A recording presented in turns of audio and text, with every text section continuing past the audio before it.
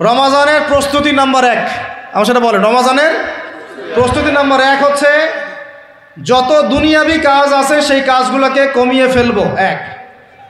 দুনিয়াবি কাজগুলো কি করব?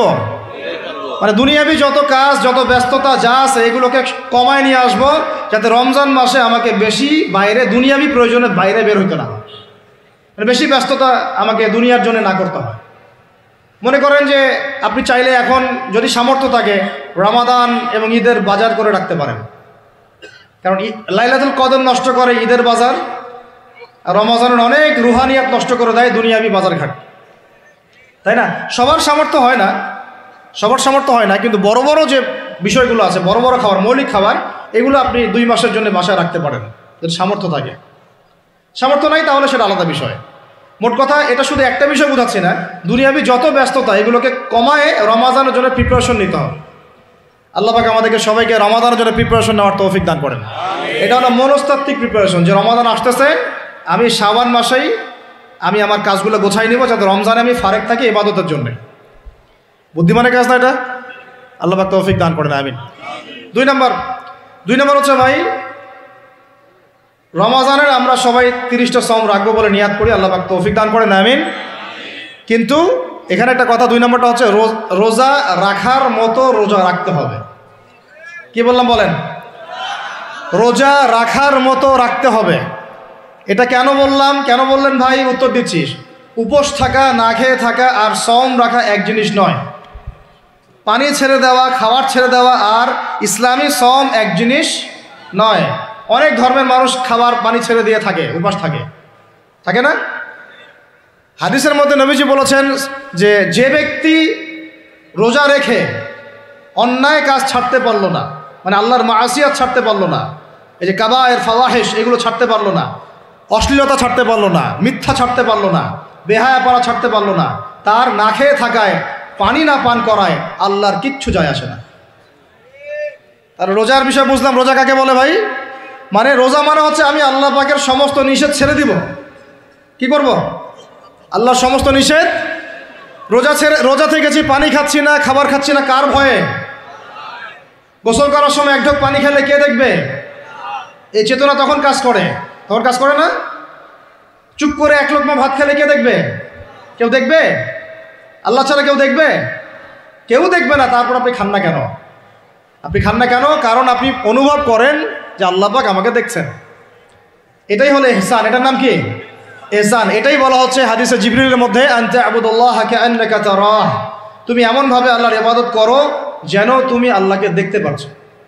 ওয়া ইল্লাম তাকুন তারাহু, তুমি যদি আল্লাহকে দেখতে না পারো জেনে রাখো ফাইন্নাহু ইয়ারাক, আল্লাহ পাক তোমাকে দেখছেন। এইটাকে বলে আল্লাহ কনসিয়াসনেস বা ইহসান বা তাকওয়া। আর তাকওয়া হাহুনা, তাকওয়া কোথায়? এখানে।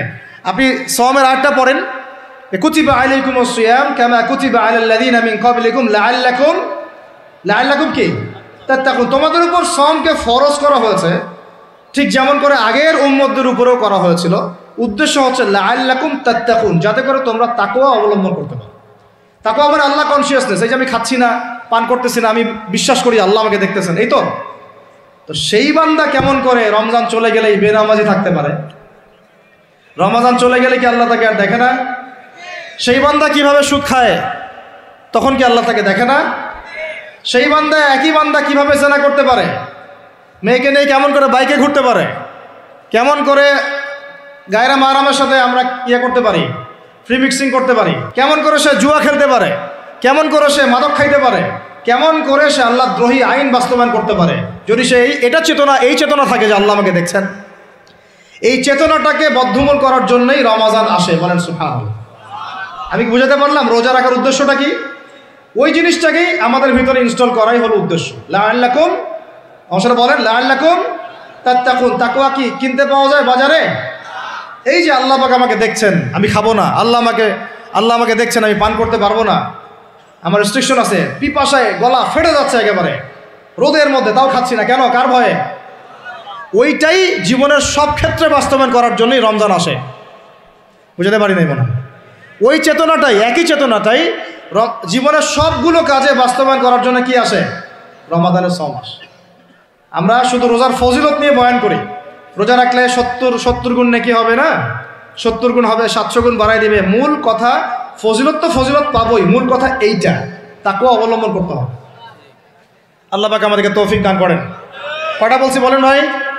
2টা মনে থাকবে।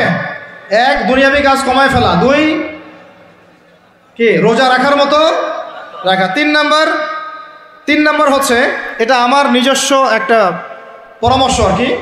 3 নাম্বার হচ্ছে রোজা রাখার জন্য আমাদের সাহারি করতে হয়, ইফতার করতে হয়। এই তো আল্লাহর ওয়াস্তে সাহারি এবং ইফতারে মুসলমানের মতো খাবার খাবেন,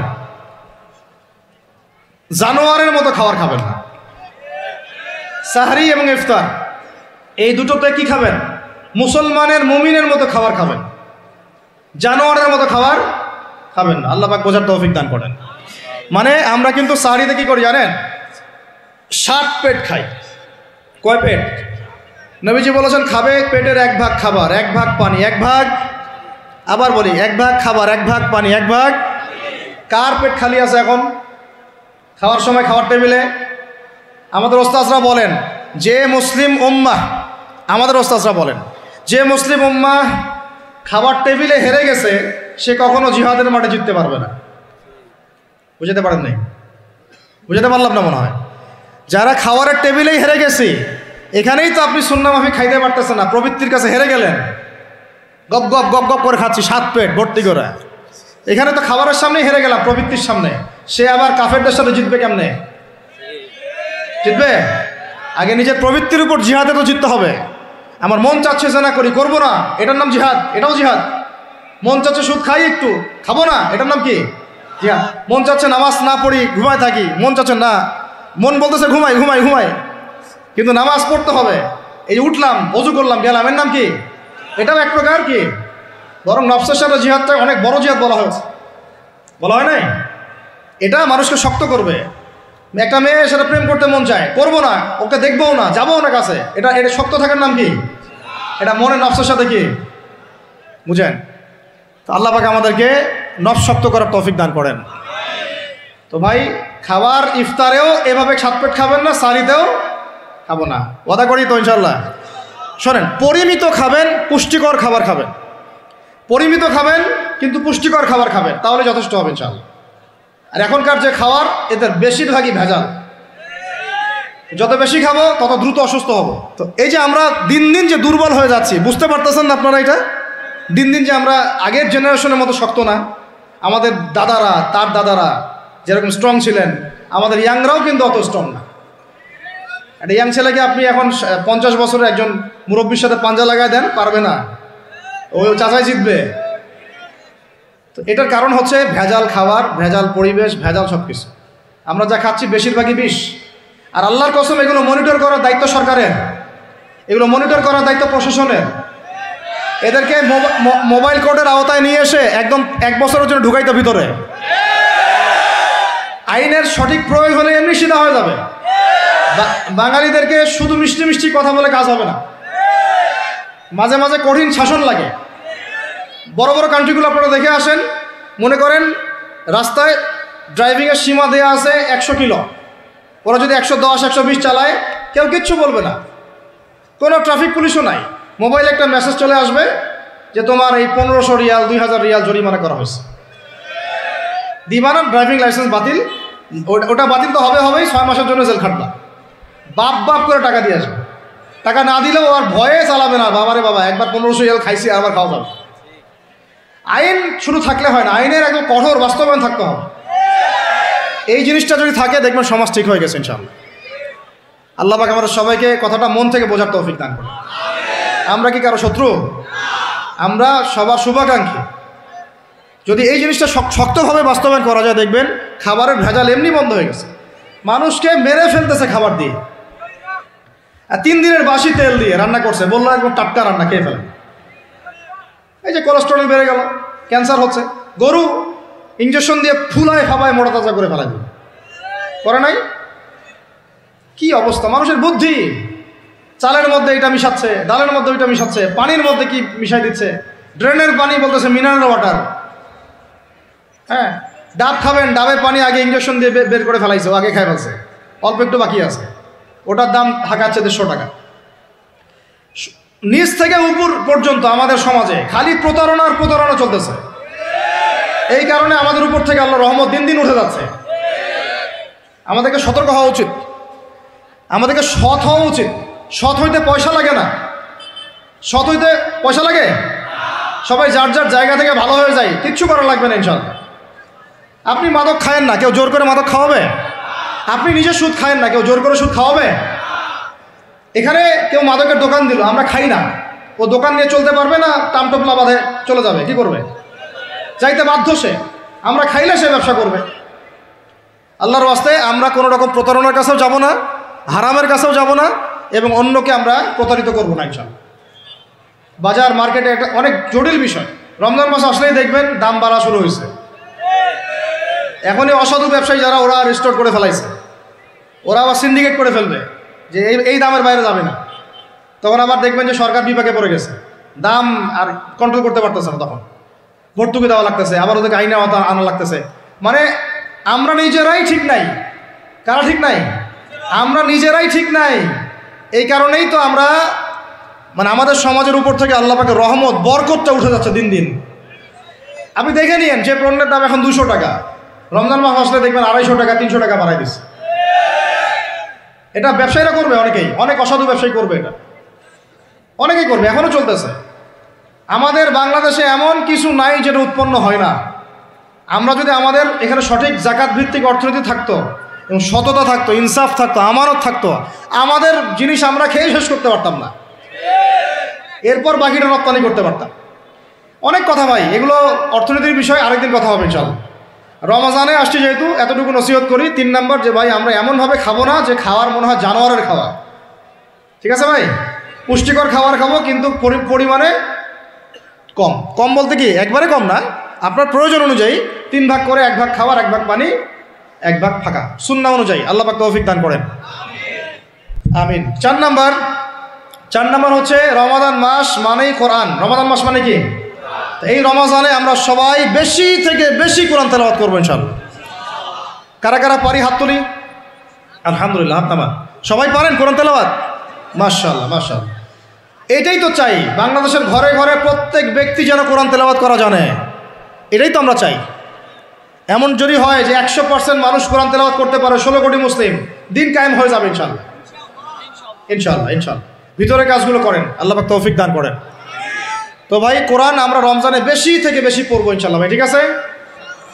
যারা পারি না, একটা লিমিট ফিক্স করি, কমপক্ষে দিনে 1 পারা, দিনে কমপক্ষে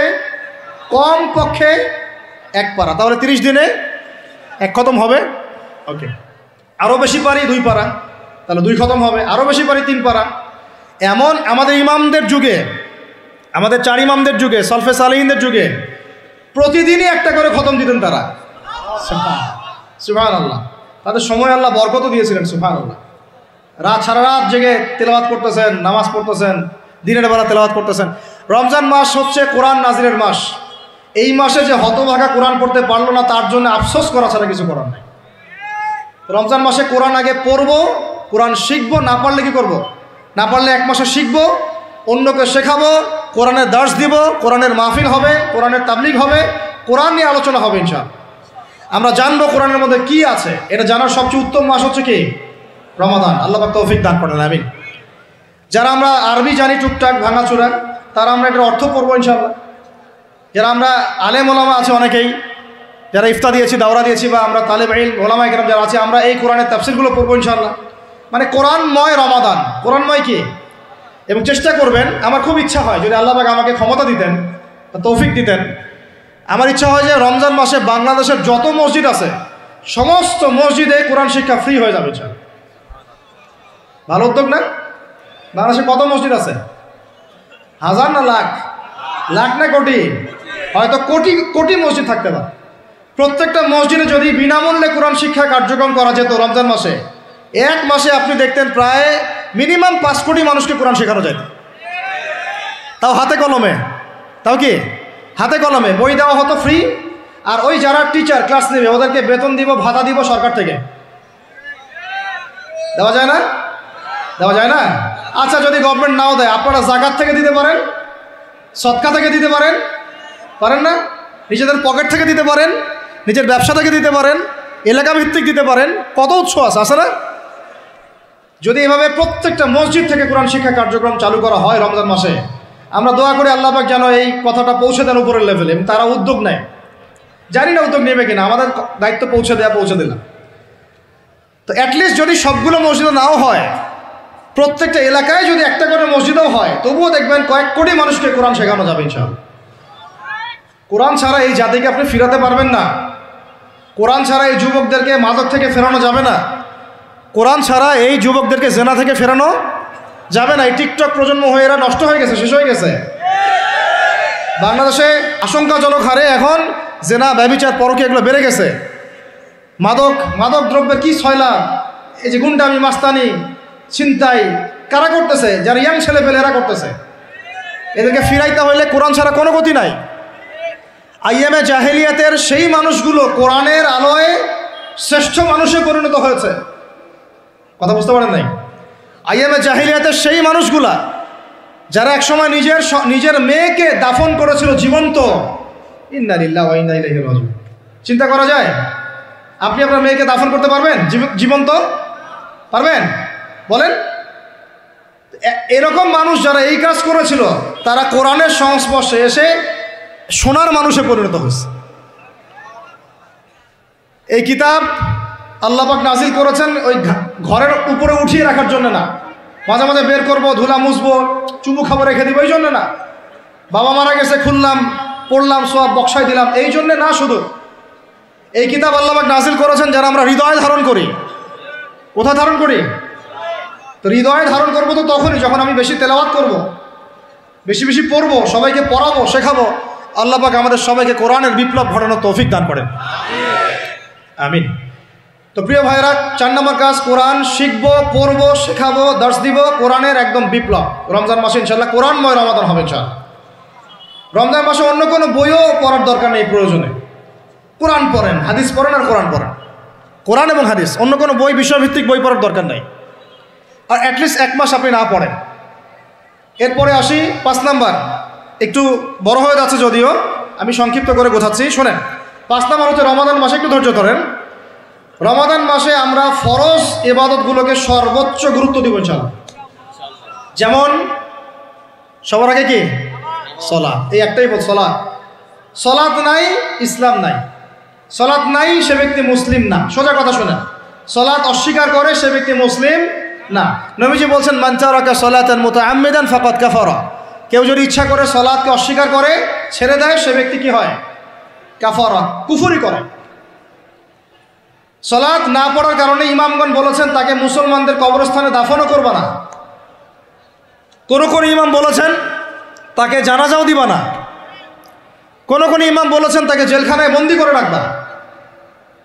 কোন ইমাম বলেছেন তাকে মৃত্যুদণ্ড শাস্তি দিবা। আমি এমনি বলতেছি না, ইমামদের কওলগুলো পড়ে দেখেন। নামাজ না পড়াটা যেমন তেমন পাপ না তো, ইচ্ছা হইলে পড়লাম, ইচ্ছা হইলে পড়লাম না, এমন না। যারা নামাজি তারাও যদি নামাজে সচেতন না হয়, তাদের জন্যও শাস্তি আছে, নাউযুবিল্লাহ। ফাওয়াইলুল লিল মুসাল্লিন আল্লাযীনা হুম আন সালাতিহিম সাহুন আল্লাযীনা হুম ইউরাউনা ওয়া ইয়ামনাউনাল মাউন। এখানে বলা হচ্ছে মুসল্লিদের জন্য দুর্ভোগ, যে মুসল্লিরা নামাজ সম্পর্কে গাফেল, উদাসীন।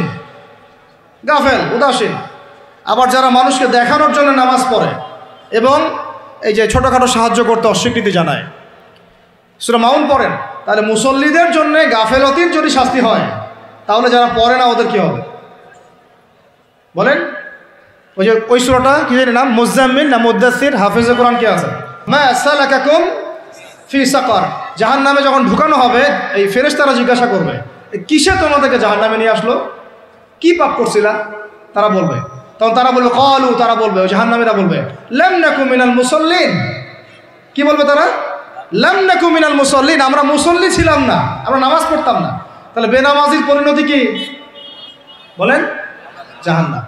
ওয়ালাম নাকু নুতঈমুল মিসকিন, আর আমরা মিসকিনদেরকে খাবার দিতাম না। সুবহানাল্লাহ। আল্লাহ পাক আমাদেরকে সালাত আদায় করার তৌফিক দান করেন। রমাদান মাসে শক্ত করে নামাজ ধরবেন ইনশাআল্লাহ, আল্লাহ পাক তৌফিক দান করেন। 5 ওয়াক্ত নামাজ চেষ্টা করব জামাতে পড়ার জন্য। যদি জামাত ছুটেও যায়, তাও পরে জামাত করে নেবেন। সেটাও না পড়েন, অ্যাটলিস্ট বাসায় পড়বেন। রাজি আছেন? এখন কথা হচ্ছে যে নামাজের সাথে আরো অনেক ফরজ আছে না? যেমন পর্দা কি ফরজ না? ফরজ না? যাকাত ফরজ না? ফরজ না? তারপরে আল্লাহ পাকের আনুগত্য করা এটা ফরজ না? ফরজ না? রসুলের আনুগত্য, তাওহীদ ফরজ না? সুন্নত। এই জিনিসগুলো ফরজগুলোকে শক্ত করে ধরবো ইনশাআল্লাহ। রাজি আছেন? তাহলে 4 নম্বর হচ্ছে রমজান, এটা কি 5 নম্বর না? 5 নম্বর রমজান মাসে ফরজ ইবাদতগুলোতে সর্বোচ্চ গুরুত্ব দিব ইনশাআল্লাহ।